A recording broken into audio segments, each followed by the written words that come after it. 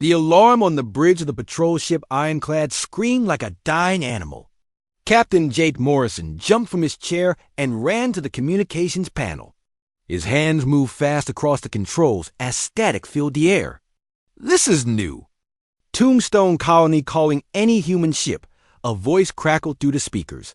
Fear made the word shake. We are under attack. Repeat, we are under attack. Please help us. Jake grabbed the microphone. New Tombstone, this is Captain Morrison of the patrol vessel Ironclad. We hear you. What is your situation? The reply came mixed with the sound of explosions in the background. Captain, they came out of nowhere. Big ships with strange markings. They destroyed our defense platforms in minutes. We have maybe 6 hours before they break through our shields. Jake looked at his crew. Lisa Carter sat at the pilot controls, her fingers already dancing over the navigation system. She was the best pilot in the sector and never backed down from a fight. Behind her, Pete Hawkins wiped grease from his hands. The old engineer had kept the Ironclad running for 5 years with spare parts and pure stubbornness. How many ships? Jake asked into the microphone. At least 12 big ones and maybe 20 smaller fighters. Captain, these aren't pirates. They fight like a real military force. Jake's blood went cold. Pirates usually hit fast and ran away. A real military attack meant something bigger was happening. New Tombstone was just a farming colony with 3,000 people. What could they want there?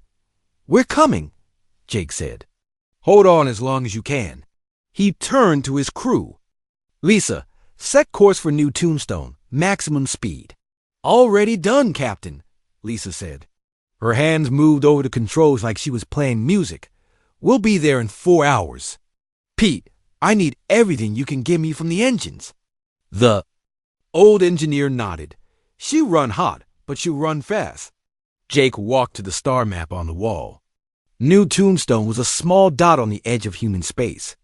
Beyond it lay the unknown regions where strange aliens lived and fought wars humans knew nothing about.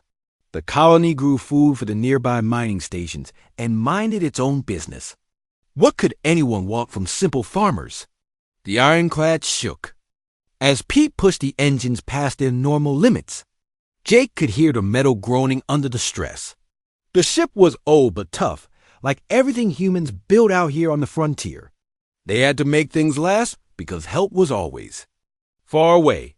Captain, Lisa called from her station. I'm picking up more radio signals from New Tombstone. Sounds like they're organizing the colonists into groups. Jake walked over and listened. The voice belonged to Mayor Frank Sullivan, a former military officer who had retired to farm. Jake had met him once at a trade meeting. Sullivan was the kind of man who stayed calm when everyone else panicked. All families with children report to the underground shelters immediately. Sullivan's voice came through the static. Defense teams. Take positions at the north and south barriers. Remember your training. Training. Jake smiled despite the situation. Sullivan had insisted that all colonists learn basic military skills. Most colonies thought it was a waste of time. Now those lessons might save lives. Another signal coming in, Lisa said. This one's different. A new voice filled the bridge, speaking in broken human language with a strange accent. Human colony, you will surrender the crystal deposits. Resistance will result in total destruction. You have 4 hours to comply. Jake's hands tightened in the fist. So that was it. New Tombstone had discovered something valuable, and now aliens wanted to take it. The same story played out across human space every few months. Aliens thought humans were weak and easy to push around. Lisa, can you identify those ships? She worked at her console for a few minutes. Computer says they match Vex Syndicate designs. They're a crime organization that operates in the outer regions. Captain, these guys are serious. They don't usually attack unless they think they can win easily. The Vex Syndicate. Jake had heard stories from other patrol captains. They were aliens who made money through violence and fear. They sold weapons to the highest bidder and took whatever they wanted from weaker species. If they were attacking New Tombstone, they must think the crystals were worth the risk of fighting humans. Pete, how are the weapons? Jake called down. To the engine room. Both laser cannons are working fine. Missile tubes are loaded. We've got enough firepower to take on 3 or 4 of their fighters, but 12 big ships? Pete's voice carried doubt. Jake understood. The Ironclad was a patrol ship, not a battleship. She was built to chase smugglers and rescue lost freighters, not fight military forces. But sometimes you had to fight anyway. Captain, Lisa said quietly, we're one ship against a fleet. What's the plan? Jake looked at the star map again. Other human colonies were too far away to help. The nearest military base was a week's travel. New Tombstone was on its own except for one old patrol ship and 3 people who refused to let aliens push humans around. We do what we always do, Jake said. We make them sorry they picked a fight with humans. Lisa smiled and turned back to her controls. Pete's laughter echoed from the engine room. They were scared, but they were also ready. That was the human way. When faced with impossible odds, you stood up and fought anyway. The Ironclad flew through. Space toward New Tombstone. Behind them lay the safety of human space. Ahead waited a battle they might not survive. But 3,000 colonists were counting on them, and that was enough. Jake sat in his captain's chair and studied the enemy fleet positions that Lisa had plotted on the main screen. 12 big ships and 20 fighters. The odds were terrible, but he had seen humans win against worse odds before. It usually came down to who wanted victory more. The aliens wanted crystals. The humans were fighting for their homes and families. Jake liked those odds better than the numbers on his screen. 2 hours to New Tombstone, Lisa announced. Jake nodded and began planning their attack. One way or another, the Vex Syndicate was about to learn what happened when you threaten human families. The Ironclad dropped out of hyperspace at the edge of the New Tombstone system. Jake Morrison stood on the bridge looking at the main screen. What he saw made his stomach turn cold. 12 massive alien ships hung in space around the small farming colony like vultures around a dying animal. Each ship was 3 times larger than the Ironclad. Their dark hulls carried weapon ports that glowed with deadly energy. Smaller fighter ships buzzed around them like angry insects. My God, Lisa Carter whispered from the pilot's seat. Look at the size of those things. The colony's defense shields flickered like a dying light bulb. Every few seconds, alien weapons hit the barrier and sent ripples of energy across its surface. The shields were failing fast. Incoming message from New Tombstone. Pete Hawkins called from his station. Mayor Frank Sullivan's face appeared on the screen. His clothes were torn and his face was covered with dirt and sweat. Behind him, Jake could see colonists carrying wounded people and children crying. Captain Morrison, thank God you're here, Sullivan said. The shields are down to 30%. These aliens mean business. They've been hitting us for 3 hours straight. What do they want exactly? Jake asked. They keep demanding we turn over all our crystal deposits. Captain, we found something amazing down there. These crystals can power our entire colony for 100 years. If the aliens get them, they could build weapons that would threaten every human world. Jake's jaw tightened. The crystals were more important than he had thought. How long can your shields hold? Maybe 2 hours, if we're lucky. Before Jake could answer, Lisa called out from her station. Captain, we've got another ship dropping out of hyperspace. It's human. Jake turned to look at the screen. A beat-up cargo ship appeared near the edge of the system. It was painted black with red stripes and looked like it had been through a dozen battles. Jake recognized the design. It was a modified freighter, the kind smugglers use to run illegal cargo. This is Captain Rex Dalton of the ship Desperado, a voice came over the radio. The man sounded relaxed, like he was talking about the weather instead of a battle. Looks like you folks are having some trouble. Jake grabbed the microphone. This is Captain Morrison of the patrol ship Ironclad. This is a military situation. You need to leave the area immediately. Dalton laughed. Military situation? I see one patrol ship against 12 alien warships. That's not military. That's suicide. Then why are you here? Business, Captain. I hear New Tombstone found something. Valuable. I came to make a deal. Jake felt anger rise in his chest. While colonists were dying, this smuggler wanted to make money. The colony is under attack. This is not the time for business deals. Actually, Captain, this is exactly the time, Dalton said. Those crystals are worth more than you know. The aliens aren't the only ones who want them. Before Jake could respond, another voice came over the radio. This one was cold and electronic, clearly not human. Human vessels, you will leave this system immediately. This matter does not concern you. Lisa worked at her console. That signal came from the largest alien ship. It's twice the size of the others. Jake studied the massive vessel on his screen. It was different from the Vex Syndicate ships. This one was sleek and silver, built for speed and power. Can you identify it? Negative, Captain. It's not in our database. Dalton's voice came back over the radio. That's a hegemony ship, Captain. You're looking at a bounty hunter vessel. Seems like everyone wants those crystals. Jake's blood went cold. The hegemony was a vast alien empire that controlled hundreds of worlds. They considered most of human space to be their territory, even though humans had never agreed to that. A hegemony bounty hunter meant this situation was much worse than he had thought. Captain Morrison, Mayor Sullivan called from New Tombstone. The shields are down to 20%. Whatever you're going to do, you better do it fast. Jake looked at his options.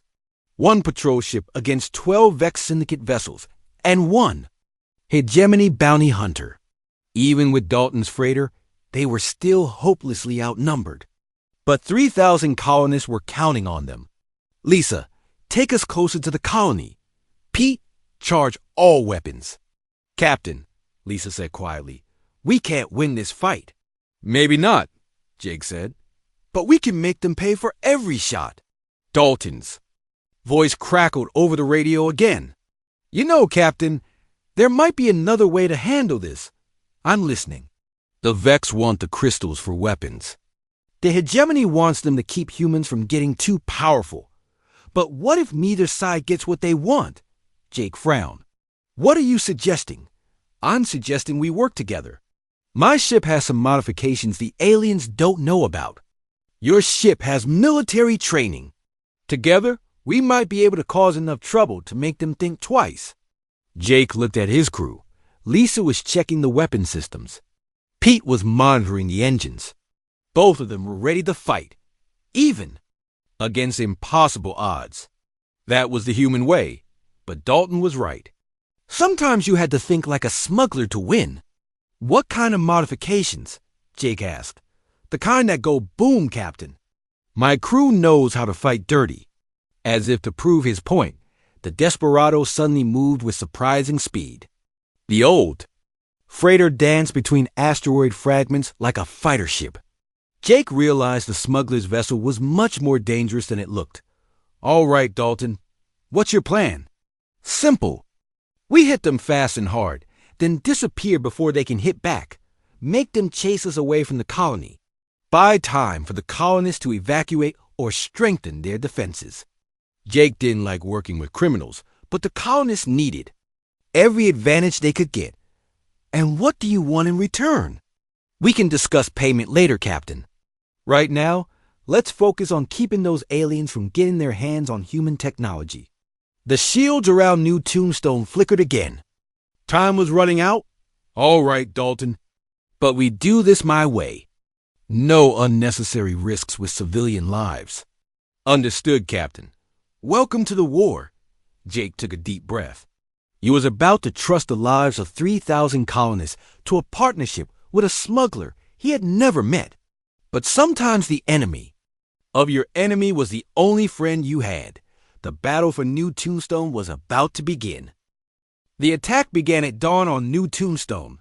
Jake Morrison watched from the bridge of the ironclad as the colony's shields finally collapsed under the alien bombardment.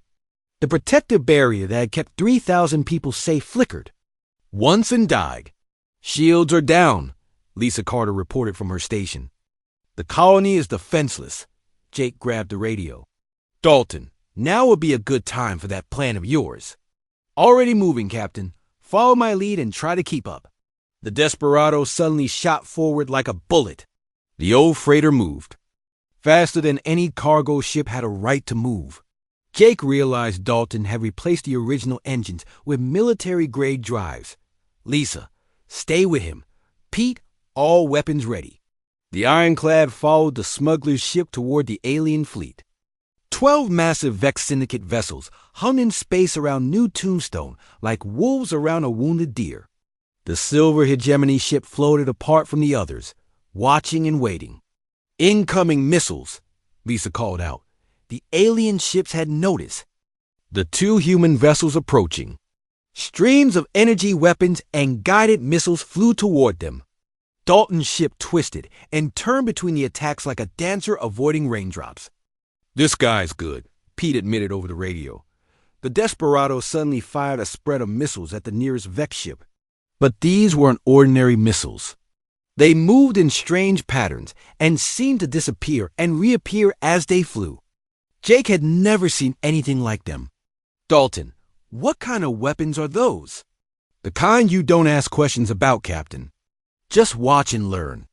The strange missiles hit the alien ship and exploded in brilliant flashes of light. But instead of damaging the hull, they seemed to confuse the ship's sensors. The Vex vessel began firing wildly in all directions, hitting empty space and even, striking one of its own fighters. He's using scrambler warheads, Lisa said with amazement. They mess up the enemy's targeting systems. Jake smiled. Maybe this partnership would work after all. Target their weapon systems. Let's give them something else to worry about. The ironclad's laser cannons fired in perfect coordination. Jake's crew had trained for years to work together in battle. Their shots hit the alien ships exactly where. They aimed, destroying weapon ports and sensor arrays, but the aliens were not helpless. The Vex ships began to work together, coordinating their attacks. Instead of firing randomly, they created overlapping fields of energy that made it impossible for the human ships to dodge. We can't keep this up much longer, Lisa warned. There, learning our patterns. That was when the unexpected happened. A voice came over the radio speaking in perfect human English, but with a strange accent. Human vessels, this is Scar. I am willing to provide assistance. Jake looked at his crew in surprise. Who is Scar? That signal came from the hegemony. Ship, Lisa reported. The silver alien vessel was moving closer to the battle. Jake expected it to attack the human ships, but instead it fired on the Vex fleet. Its weapons were incredibly powerful. Each shot destroyed an enemy fighter or crippled a larger ship. Why are you helping us? Jake asked over the radio. The Vex Syndicate are criminals, Scar replied. They bring chaos to this sector. The hegemony prefers order. Jake didn't trust this alien, but right now he needed all the help he could get. What do you want in return? Nothing yet. Perhaps we can discuss terms later. The battle became a strange three-way dance. The Ironclad and Desperado worked together, using hit-and-run tactics to confuse and damage the Vex ships. Scar's vessel provided heavy firepower, destroying any enemy ship that tried to organize a counterattack. But the real fight was happening on New Tombstone itself. With the shields down, Vex soldiers had landed on the colony's surface. Mayor Frank.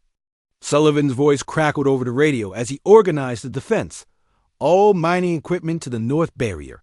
Use the excavators as cover for the defense teams. Katie, take the children to the deep shelters. Jake could hear the sound of weapons. Fire in the background. The colonists were fighting for their homes with farming tools and hunting rifles against professional alien soldiers. Captain, Sullivan called over the radio. We need help down here. The Vex are pushing toward the crystal mines. If they get control of the deposits, this whole fight will be for nothing. Jake looked at the space battle raging around him. His ship was barely keeping up with the alien vessels. He couldn't spare any crew for a ground assault. But the colonists couldn't hold out much longer on their own. Dalton, can your people handle a ground mission? My crew can handle anything, Captain. Nina Walsh is the best hacker in 3 sectors. Tony Russo used to be a Marine before he decided the military paid too little. Send us down. What about your ship? The Desperado can take care of herself. I've got some automated systems that will keep the aliens busy. Jake made his decision. Do it. Lisa, give them cover fire. The Desperado broke away from the space battle and dove toward New Tombstone's surface. The smuggler's ship dodged ground-based weapons and landed near the crystal mines. Jake watched on his screen as 4 figures in combat armor jumped out and ran toward the fighting. Meanwhile, the space battle was getting more intense. The Vex fleet was down to 8 ships, but they were getting desperate. They began targeting the colony directly, trying to destroy the crystal deposits rather than capture them. They're going to level the whole colony, Pete warned. That was when Scar's ship moved between the Vex fleet and New Tombstone. The alien bounty hunter took hit after hit, protecting the human colonists below. Why are you doing this? Jake asked over the radio. I have been watching humans for many cycles. Scar replied, You fight with honor, even when facing certain defeat. This is rare in the galaxy. Jake felt a strange respect for this alien warrior. Scar was risking his life to protect people he had never met.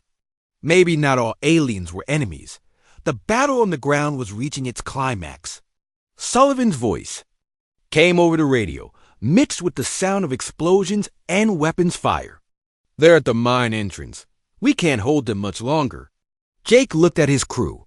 Lisa was pushing the engines to their limits, dodging alien fire while returning shot for shot. Pete was keeping the weapons charged and ready. They were doing everything possible, but it might not be enough, Doc. Then Dalton's voice crackled over the radio from the planet's surface. Captain, we've got a problem down here, and an opportunity. These crystals aren't just power sources. They're something much more important. Jake Morrison barely had time to process Dalton's words before the space around New Tombstone filled with new ships. Dozens of them dropped out of hyperspace at once, their hulls gleaming white and gold in the system's pale sunlight. My God, Lisa Carter whispered from her pilot station. It's a hegemony fleet. The new ships were massive, each one larger than anything Jake had ever seen. They moved with perfect coordination, forming a wall of metal and weapons between the human colony. And the remaining Vex Syndicate vessels. A new voice came over the radio, speaking in cold, precise English.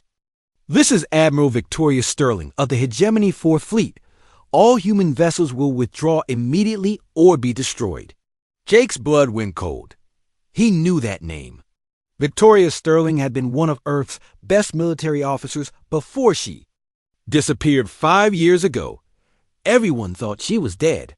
Sterling, Jake said over the radio, this is Captain Morrison. What are you doing with the hegemony? I am doing what I must to keep humanity alive, Jake. Her voice carried old pain and bitter experience. The galaxy is much larger and more dangerous than Earth ever taught us. The only way humans survive is by choosing the right side. On his screen, Jake watched as the Hegemony fleet destroyed the remaining Vex ships with casual efficiency. Their weapons were so powerful that each shot completely vaporized an enemy vessel. In less than 5 minutes, 12 Vex warships became nothing but glowing particles in space. Impressive. Scar's voice came from his silver ship. The Admiral has learned to use hegemony technology well. You know her? Jake asked. She has served the hegemony for 3 years. A valuable asset. She understands both human and alien thinking. Jake felt sick. One of humanity's heroes had betrayed her own species. But why? Sterling's voice came back over the radio. Jake, I know what you're thinking, but you don't understand the situation. The hegemony controls thousands of worlds. They have technology that could destroy Earth in minutes. The only way to protect humanity is to work with them. By attacking human colonies? By preventing humans from developing technology that threatens hegemony security. Those crystals down there are more dangerous than you know. That was when Dalton's voice crackled from the planet's surface. Captain, you need to hear this. Nina's been analyzing the crystal deposits. These things aren't just power sources. They're communication devices. Jake grabbed the radio. What do you mean? I mean, they can send messages instantly across the entire galaxy. No time delay, no distance limits. Captain, with these crystals, humanity could coordinate resistance movements on every world we've colonized. Jake's mind raced. Instant communication across interstellar distances would change everything. Human colonies were scattered across hundreds of star systems, each one isolated and vulnerable. With crystal communication, they could work together as one unified force. No wonder the aliens wanted to control them. Sterling, Jake called over the radio. Is that why you're here? To keep humans from talking to each other? I'm here to prevent a war that humanity cannot win, Sterling replied. Jake, you have no idea how powerful the hegemony really is. They have weapons that can destroy entire star systems. If humans become a real threat, they will wipe us out completely. So you decided to help them keep us weak? I decided to help them keep us alive. The argument was interrupted by an explosion on New Tombstone's surface. Through his ship's cameras, Jake could see smoke rising from the crystal mines. Dalton and his crew were still down there, fighting to protect the deposits from both Vex. Soldiers and now hegemony forces. Captain, Mayor Sullivan's voice came over the radio. Hegemony troops are landing near the mines. My people can't fight both alien armies at once. Jake looked at his options. The hegemony fleet had enough firepower to destroy his ship with a single shot. But 3,000 colonists were counting on him, and now he knew the crystals could give humanity a real chance to defend itself across the galaxy. Lisa, take us down to the planet. Captain, that's suicide. Sterling's fleet will blast us out of space. Maybe, but we're not leaving those people. Sterling's voice came over the radio again. Jake, don't make me destroy your ship. I don't want to kill old friends. Then don't.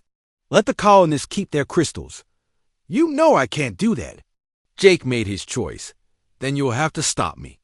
The ironclad dove toward New Tombstone's surface, dodging energy beams from the hegemony fleet. Jake's old patrol ship was fast and nimble, but it couldn't dodge forever. One direct hit would end everything.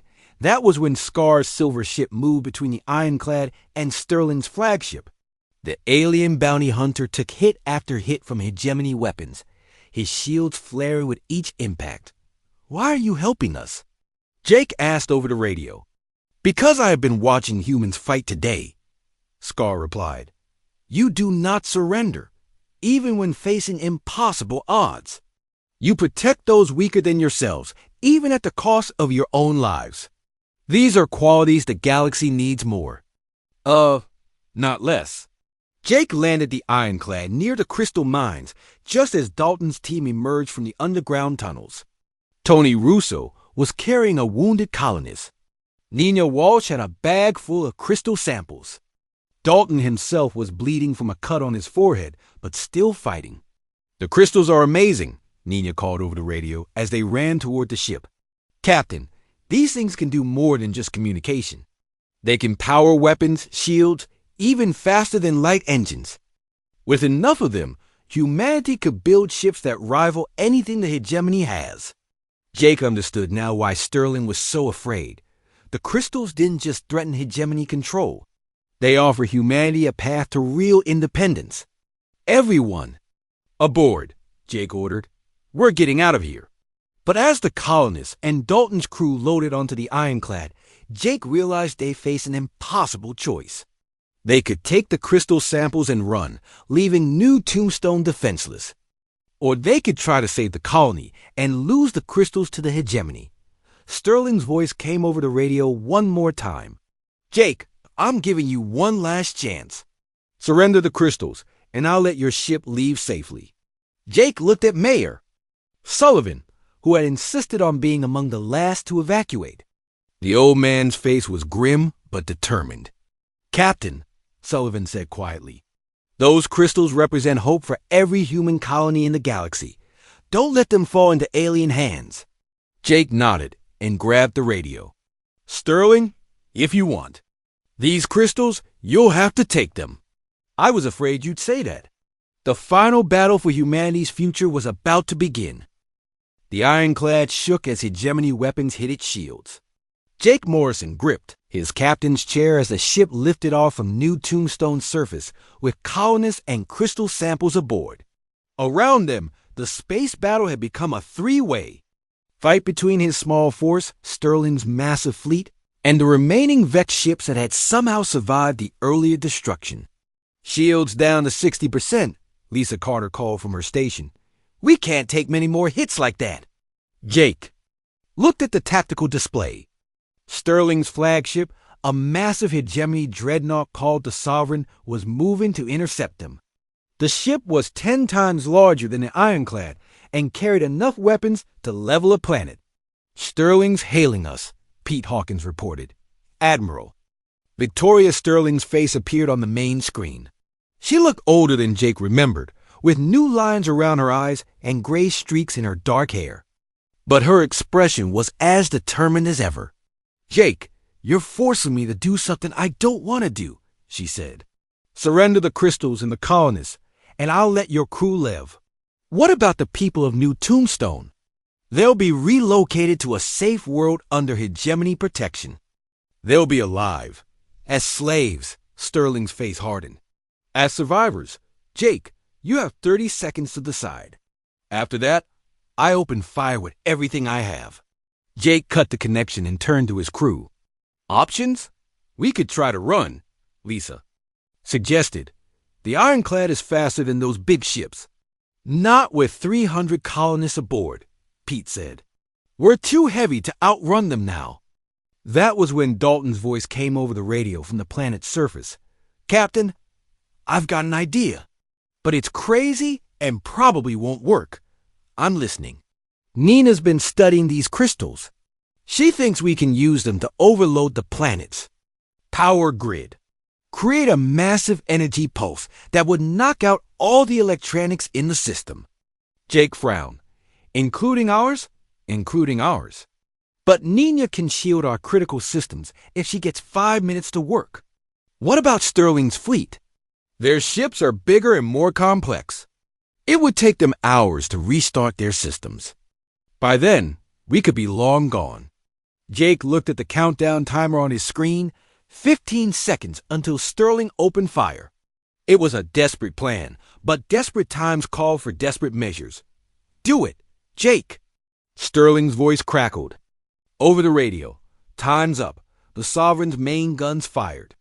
Beams of pure energy lanced toward the ironclad. But at that moment, Scar's silver ship moved between them and the attack. The alien bounty hunter's vessel absorbed the full force of Sterling's weapons. Scar, Jake called over the radio. Are you all right? My shields are failing, came the reply, but I will hold them as long as possible. Do what you must do. On New Tombstone's surface, Nina Walsh worked frantically in the crystal mines. She had connected her portable computer to the largest crystal formation and was typing commands faster than Jake had ever seen anyone type. The crystals are resonating, she reported over the radio. Energy levels are climbing past safe limits. How long? Dalton asked. 2 minutes until critical mass. Sterling had noticed what was happening. All ships, target the mining complex. Destroy those crystals before they can be weaponized. The hegemony fleet turned its guns toward New Tombstones. Surface. Dozens of energy beams struck the ground around the mines, turning rock into glass and metal into vapor. But the colonists had built their mines deep, and the crystals were protected by solid stone. 1 minute. Nina called out. Jake watched Scar's ship taking hit after hit from Sterling's fleet. The alien shields were completely gone now, and his hull was showing damage. But he kept fighting, giving them the time they needed. Why? Jake asked over the radio. Why are you helping us? Because, Scar replied between weapons bursts, I have spent my life hunting criminals across the galaxy. But today I have seen something different. I have seen people willing to die for strangers. I have seen warriors who protect the weak instead. OF exploiting them. If this is what humans are, then perhaps the galaxy needs more humans, not fewer. 30 seconds, Nina announced. Sterling's voice came over the radio, filled with desperate anger. Jake, you don't know what you're doing. Those crystals could start a war that destroys both our species. Maybe, Jake replied. But they could also give us the chance to defend ourselves with honor instead of living as pets. 10 seconds. Nina called out.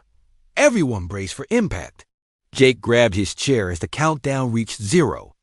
Deep beneath New Tombstone's surface, the crystals reached critical resonance. Energy that had been building for millions of years suddenly released. All at once, the pulse spread outward from the planet like an invisible wave.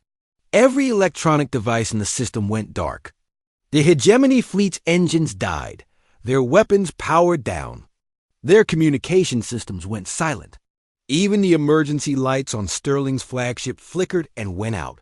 The ironclad went. Dark too, but only for a moment. Nina's shields held just long enough for the ship's backup systems to restart. Emergency power came online, followed by life support, then engines. We did it, Lisa whispered in amazement. We actually did it. Around them, space was filled with dead ships. The entire hegemony fleet hung motionless, their crews working frantically to restart critical systems. It would take hours to get their main engines running again, but the victory came at a cost. Scar's silver ship was badly damaged and drifting. Without power, the alien bounty hunter had sacrificed his vessel to give them the time they needed.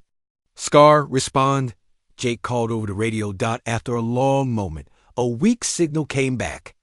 I am alive, human Jake, but my ship will not fly again soon. Jake made a decision that surprised even himself. We're coming to get you. That is not necessary. I am your enemy. No, Jake said firmly. Today you proved you're our friend. Friends don't leave friends behind. The ironclad moved carefully towards Scar's damaged ship.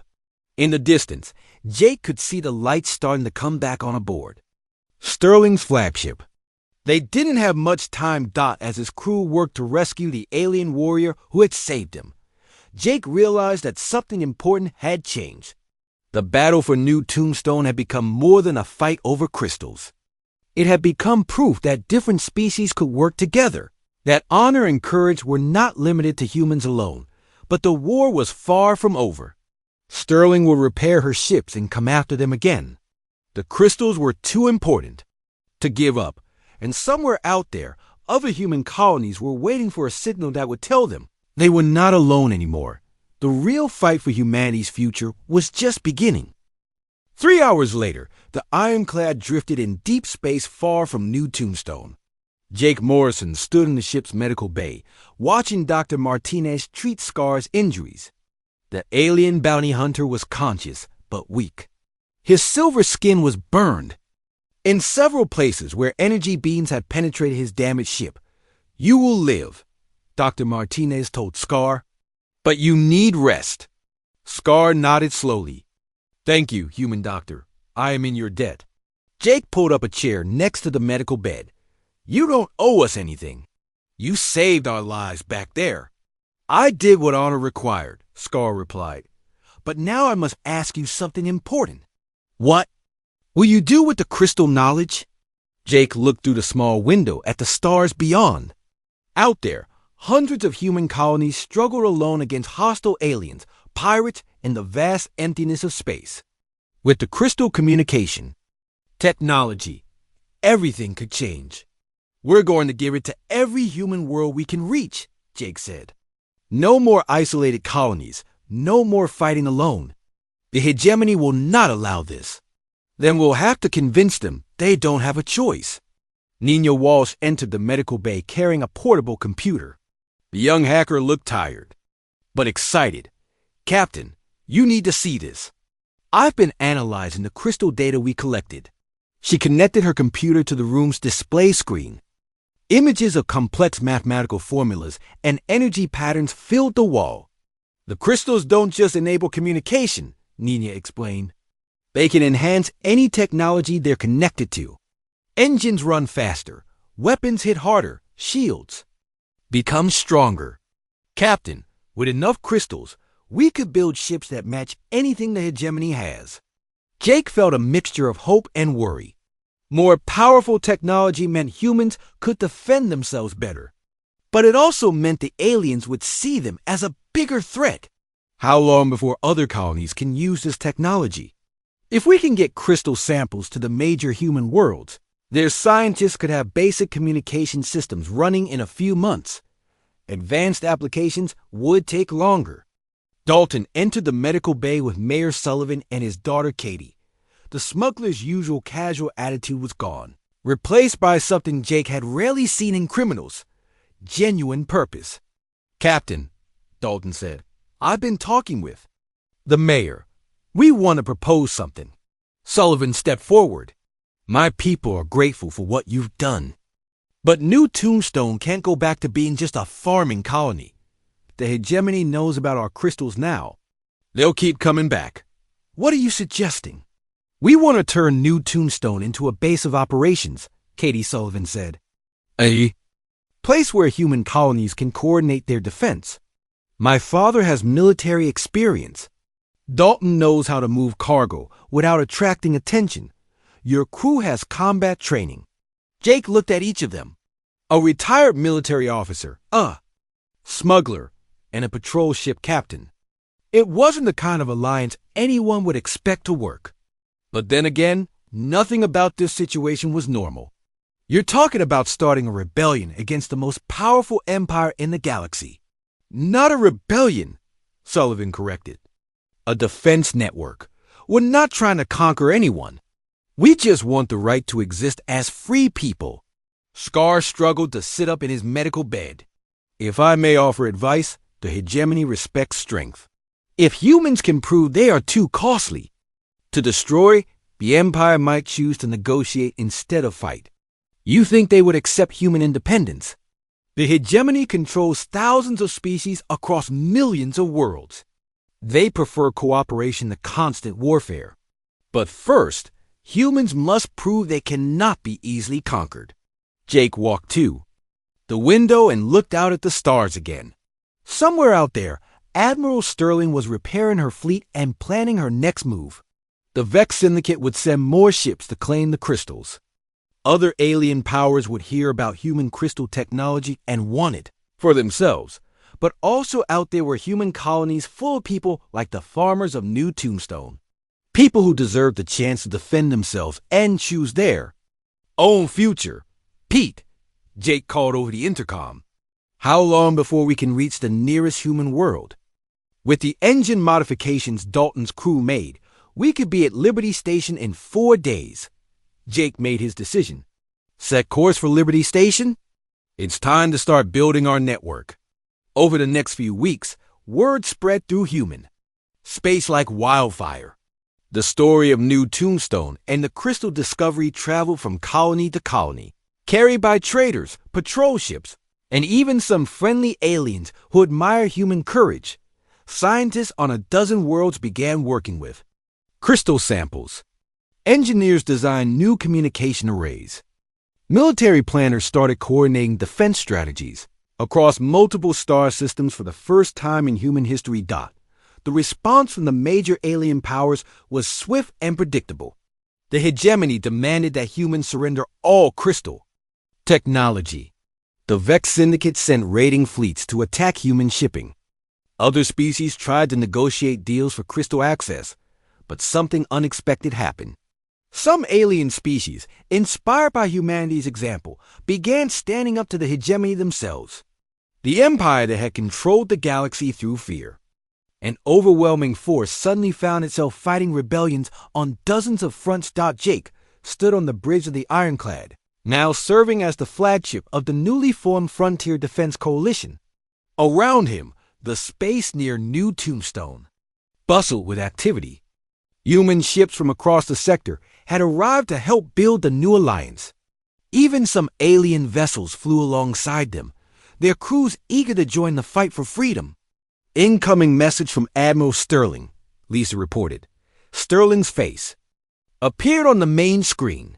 She looked older and more tired than before. Behind her, Jake could see damage reports scrolling across multiple screens.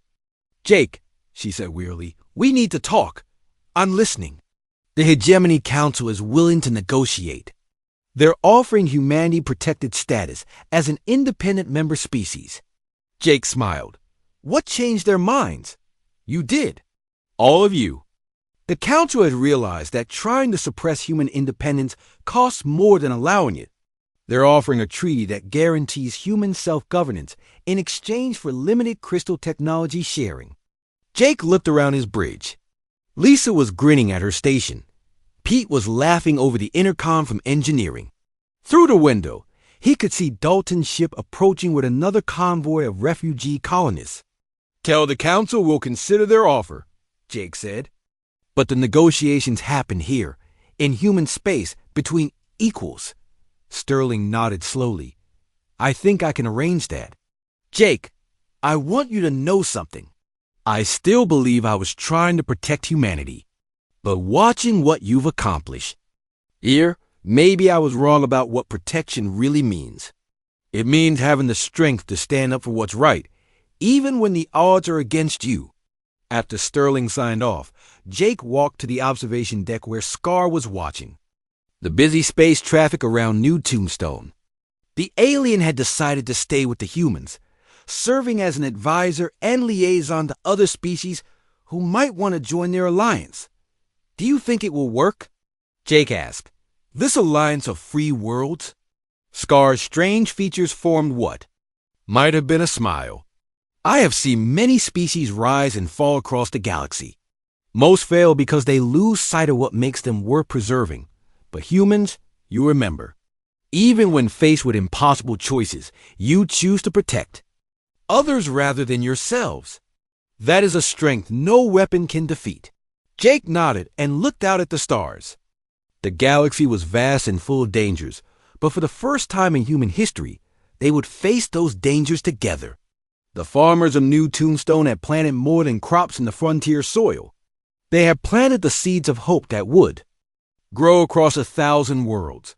The age of human isolation was over. The age of the Frontier Defense Coalition had begun.